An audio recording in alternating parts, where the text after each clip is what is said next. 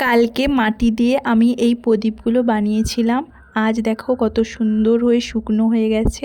এগুলোকে আজকে রং করব। আমি এশিয়ান পেইন্টের কালারগুলো ব্যবহার করছি। বাড়িতে যে রঙগুলো ছিল ওই রঙগুলো দিয়েই কিন্তু কালার করছি।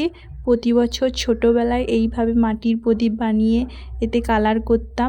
পারলে দোকান থেকে মাটির প্রদীপ কিনে আনা যায়, কিন্তু নিজের হাতে বানানোর মজাটাই আলাদা হয়। প্রত্যেক বছর যখনই কালী পুজো এগিয়ে আসে তখনই মনে হয় কখন মাটির প্রদীপ বানাবো এবং তাতে রং করব। আর তার সঙ্গে আলপনা তো দিতেই হবে। আমার কাছে আগের বছরে জ্বালানো ওই প্রদীপগুলো কিন্তু এখনও আছে, ওগুলো এবছর জ্বালাবো। দেখো বন্ধুরা, আমার কিন্তু সবগুলো প্রদীপ কালার করা হয়ে গেছে। এর মাঝে ফেব্রিক কালার দিয়ে একটু ছোট্ট ছোট্ট ডিজাইন করে নিচ্ছি। আর সবাইকে জানাই দীপাবলির প্রীতি ও শুভেচ্ছা। আমার এই বানানো প্রদীপগুলো কেমন লাগলো অবশ্যই কমেন্ট করে বলবে।